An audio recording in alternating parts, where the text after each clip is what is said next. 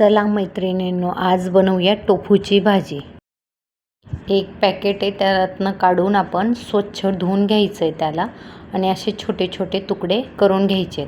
त्याला थोडं आपण लाल मिरची पावडर, हळद आणि थोडासा गरम मसाला लावायचा आहे.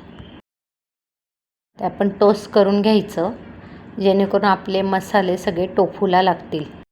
ते खूप सॉफ्ट असतं म्हणून हाताने नाही करायचं, असं टोस्टच करायचं. आता मी थोडे काजू आणि मगज बी पाण्यात भिजत घातले. आता पॅन ठेवला आहे मी, पॅनवर थोडं तेल घातलेलं आहे. आता आपण टोफू फ्राय करून घेऊ. हे टोफू सोयाबीनपासून बनवतात, खायला पण स्वादिष्ट लागतात. आता हे टोफू आपण व्यवस्थित पॅनवर शेकून घ्यायचे आहेत. खूप कडक नाही करायचे, सॉफ्टच ठेवायचे.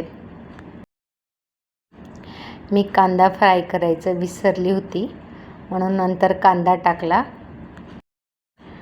तरी टोफूसोबत कांदा फ्राय होईल. आता आपण भाजीसाठी मसाला बनवूया. त्याच्यासाठी मी कढईत तेल टाकलेलं आहे 2 चम्मच. पनीर नेहमीच खातो, कधीतरी असं टोफू करून बघा. जिरं आणि लाल मिरच्या टाकलेल्या आहेत. त्याच्यात आपण मी 3 कांदे कापलेले आहेत. त्याच्यात आपण कांदा फ्राय करून घेऊया. थोडा अद्रकचा तुकडा आणि लसूण पण टाकलेले आहेत. आता आपण कांदे, अद्रक, लसूण व मिरच्या शेकून घेऊया. आता आपला कांदा नरम झाला, आपण टमाटा टाकून द्यायचे. ते मी 2 टमाटे कापलेत. सॉरी, थोडा कॅमेरा हलला. आता आपण थोडं नमक टाकायचं आहे, जेणेकरून आपले कांदे आणि टमाटे लवकर नरम होतील. व्यवस्थित शेकून घ्यायचं आहे. आता आपले कांदे टमाटे शेकून झाले, मी काढून घेतले मिक्सरमध्ये. आपण कढईमध्ये तेल टाकते मी 3 पळ्या. जे आपले कांदे टमाटे शेकलेत, तो आता आपण मसाला फ्राय करायचा आहे. जे काजू आणि मगज बी भिजवली, तेही मिक्सरमधनं बारीक करून घ्यायचं आहे. आता हा आपण मसाला शेकायचा आहे व्यवस्थित.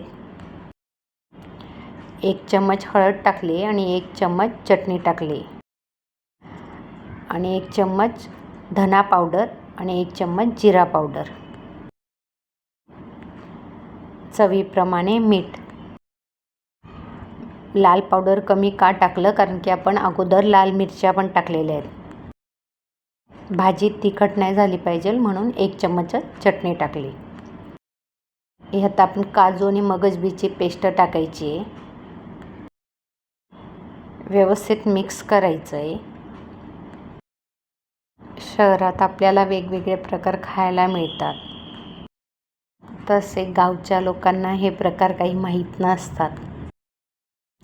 आज माझे पप्पा आले म्हणून ही भाजी बनवली मी. ते पनीर खात नाही. मी त्यांना बोलली, पनीरसारखंच वेगळं काहीतरी आहे,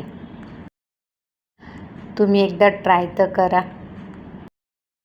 आता आपला मसाला शेकून झाला आहे. मी नेहमीप्रमाणे म्हणते की गरम पाणी भाजीत टाकायचं. मी गरम पाणी ॲड केलं आहे.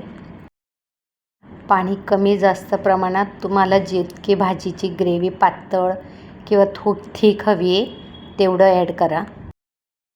आता आपण हे टोफू आणि ऑनियन फ्राय केले, त्याच्यात ते ॲड करूया.